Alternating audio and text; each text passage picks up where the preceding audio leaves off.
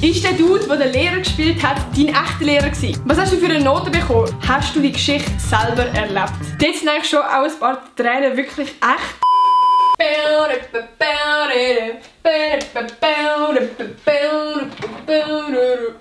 Wow. Meine Damen und Herren, willkommen wieder zu einem neuen Video. Warum spreche ich überhaupt Hochdeutsch?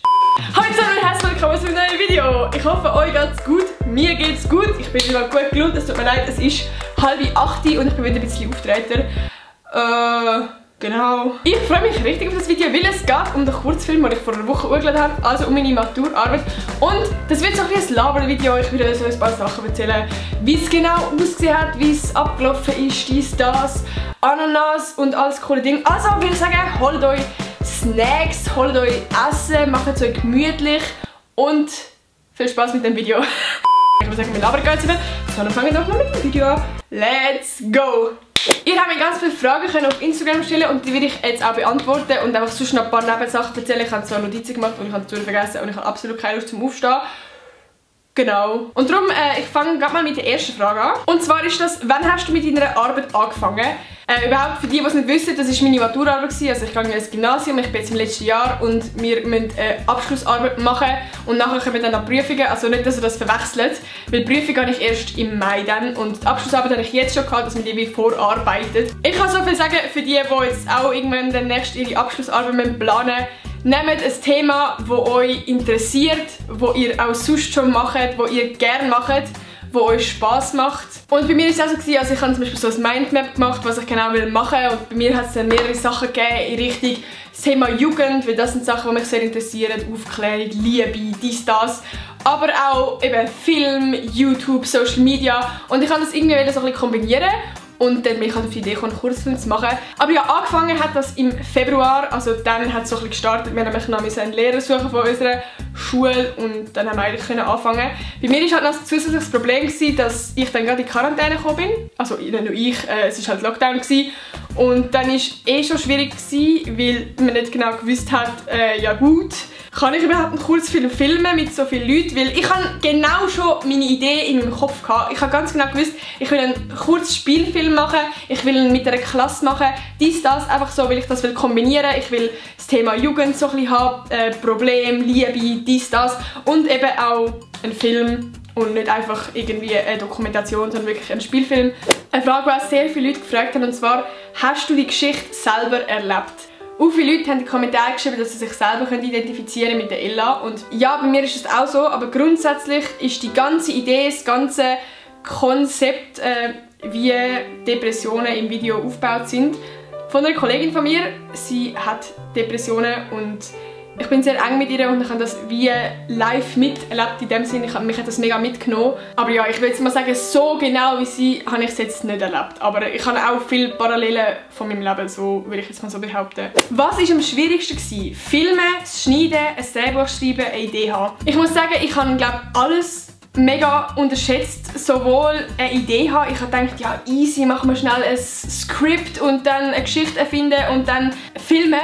Aber Leute, das ist viel grösser, als ihr euch das vorstellen könnt. Es muss eine Spannung im Video haben, am Schluss muss es eine Auflösung haben und es muss halt irgendwie auch einen roten Faden haben. Und das ist so schwierig, einen Film zu produzieren, wo der Zuschauer daraus kommt. Also auch beim Schneiden habe ich es mega unterschätzt, weil du musst halt wirklich die einzelnen Shots, die du hast, musst du so zusammensetzen, damit der Zuschauer nachkommt. Also es sind so viele Sachen dabei, wo man gar nicht denkt, nur schon so psychologische Sachen. Und auch Musik und alles, ich meine, du musst irgendwie die Emotionen überbringen, vom Schauspieler auch. Und die müssen beim Zuschauer dann auch ankommen. Und es ist ein riesiges Konzept, und ich muss sagen, ich habe es komplett unterschätzt. Aber ich glaube, ich würde behaupten, am schwierigsten war bei mir das Schneiden, weil ich bis jetzt noch nie so ein aufwendiges Video geschnitten habe. Also ich kenne meine Videos, sie sind jetzt auch so, ich bin ein bisschen vor der Kamera oder mache sonst irgendetwas und sie sind so ein bisschen witzig und dies und das. Und das ist wirklich etwas komplett anderes. Und darum habe ich dort schon eher Schwierigkeiten gehabt, aber eben, wie gesagt, ich habe auch viel dazu gelernt. Wie viele Leute hast du beim Filmen gebraucht hinter der Kamera? Also vom ganzen Team her, hinter der Kamera, hatte ich einen Kameramann gehabt, und zwar Alessandro, der AFP. Dann hatte ich 2 Tonmänner gehabt, oder Lichtmänner, je nachdem, aber sie sind grundsätzlich für den Ton da gewesen. Und zwar der Nico und der Marco. Und dann hatte ich noch sonst Leute gehabt, eben die Cora, sie ist auch noch unterwegs gewesen. Und es hat auch viele Leute auch hinter der Kamera gehabt. Seth John, mein Bruder, ist auch noch gewesen, sein Kollege, wo einfach wie für alles so ein bisschen zuständig war. Wir haben halt wirklich, es war ein mega cooles Team gewesen, mega coole Atmosphäre, weil es sind alle so ein bisschen für alles zuständig gewesen. Dann ist mal einer gekommen, hat spontan Klappen gemacht oder hat dort geholfen und dort. Und das habe ich wirklich mega, wirklich so unglaublich nice gefunden. Es sind so tolle Filmtage, also wirklich, das hat mir, glaube ich, fast am meisten gefallen. Und dann hatte ich halt noch ganz viele Schauspieler gehabt, meine ganze Klasse. Und dann noch Nebendarsteller, wie zum Beispiel die Therapeutin, die an der Theke, dann der Lehrer, mein Dad, mein Bruder und dann auch sonst eben meine beste Kollegin und mein Crush. Und also, wir sind ein recht grosses Team gewesen. Ich glaube, wir sind insgesamt 20 Leute gewesen. Darum, ja, es sind schon recht viele und ich bin auch indirekt wie angewiesen auf all die Leute. Also wenn jetzt wie irgendwie der Kameramann krank war während dem Tag, dann wäre ich aufgeschmissen gewesen. Und darum, ich bin zum einen so froh, haben wir so eine nice Atmosphäre gehabt und zum anderen einfach, dass wirklich alles wie geschmiert geklappt hat, oder zumindest fast. Was hast du für eine Note bekommen? Ich habe meine Note noch nicht bekommen, ich habe erst den schriftlichen Teil korrigiert bekommen, den ich nachher verbessern musste. Und ich weiss noch nicht genau, wann ich meine Note bekomme. Wahrscheinlich jetzt in den nächsten paar Wochen. Aber ich kann mir gerne auf Instagram folgen, ich will es dort sicher irgendwann mal erzählen, was ich für eine Note hatte. Ich habe ehrlich gesagt relativ Angst. Ist es schwierig gewesen, von so einem grossen Kamerateam die Emotionen zu schauspielern? Ich muss sagen, ich hatte am Anfang oder vor den Drehs irgendwie relativ Angst gehabt, weil es sind ja so schon recht emotionale Szenen. Ich meine, ich heule da in meinem Bett und in einem WC und I don't know. Aber durch die ganze nice Atmosphäre am Set ist es mir gar nicht so schwer gefallen. Also ich bin mega schnell. Ich habe die Leute vorher, also Kameramann, Tonmänner etc. habe ich vorher noch nie in Real Life gesehen. Also man war mega schnell vertraut und das hat es, glaube ich, auch mega ausgemacht. Es war einfach komisch gewesen. Das vielleicht für die jetzt gerade rausstehen, so.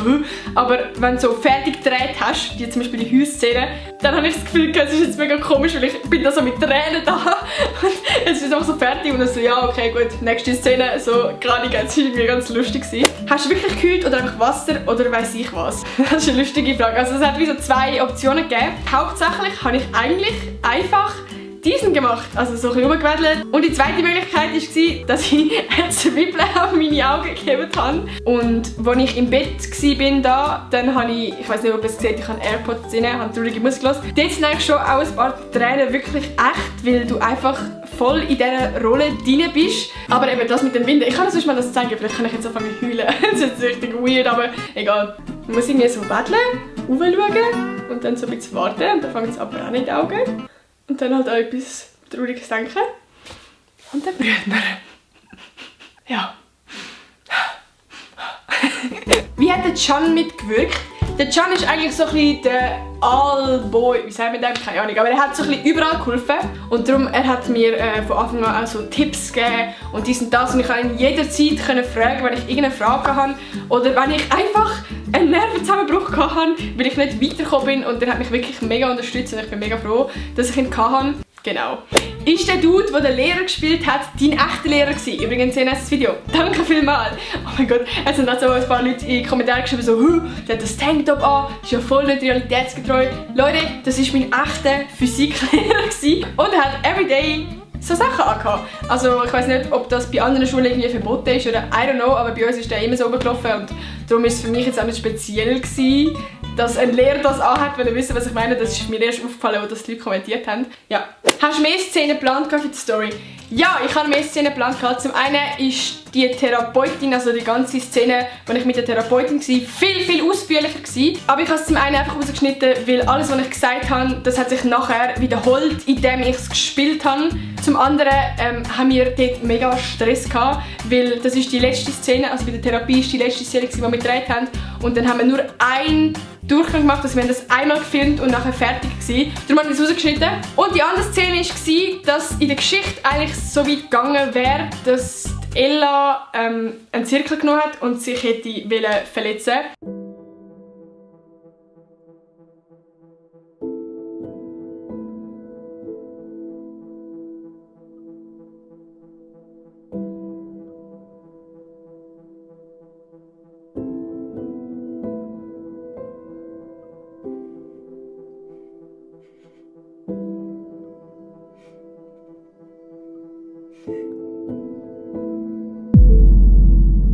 Aber ich habe das nachher schlussendlich rausgeschnitten, weil zum einen hat es nicht so Sinn gemacht, geschichtlich, also man ist nicht so mitgekommen. Und zum anderen habe ich wie auch gesagt, nein, ich will eigentlich die Message haben, dass man vorher Hilfe holen soll. Nicht, dass man das Gefühl hat, man kann erst Hilfe holen, wenn man sich verletzt, alles vorher ist ja nicht schlimm. Weil meine Message war eigentlich so, holt euch Hilfe, wenn ihr Hilfe braucht. Das kann egal sein, wenn ihr auch einfach nur Liebeskummer habt. Und Hilfe holen ist immer eine gute Lösung. Und wenn ihr euch irgendwie nicht getraut, mit euren Eltern zu reden oder mit Kollegen oder irgendjemandem, dann redet unbedingt auch einfach mit einer Fachperson oder irgendjemandem, weil das ist mega wichtig. Und das war so ein bisschen meine Message, wo ich dann dachte, okay, dann passt es nicht so ganz in die Szene rein. Dann ist ja also geschnitten. Ein Making-of wäre mega nice. Es wäre sicher mega nice gewesen, das Ganze mal auch von außen zu betrachten. Und ich finde es mega schade, dass ich nicht auf die Idee gekommen bin. Aber ich bin halt in dem Moment viel zu fest auf meine Arbeit und auf meinen Film konzentriert gewesen. Und darum habe ich gar nicht an das gedacht. Aber es gibt gleich die eine oder andere Szene. Meine Mom hat ein paar gefilmt und auch sonst noch ein paar Leute. Und ich würde sagen, ich blende die mal kurz ein, einfach damit ihr so einen kleinen Einblick habt, wie das Ganze am Set so ausgesehen hat. Und dann ist irgendwo in der Kurve gestanden und hat Fotos gemacht, wenn ich wüsste wo. Wer hat das geschrieben?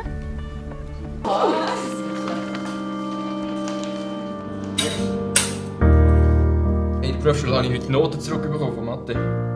Ah, super. Und Was hast du denkst noch? Ja. du? Was denkst du? Viel versicher, oder? Viel besser. Also ich muss jetzt gehen. Tschüss. Ciao, viel Spaß. Tschüss. Tschüss. Ciao.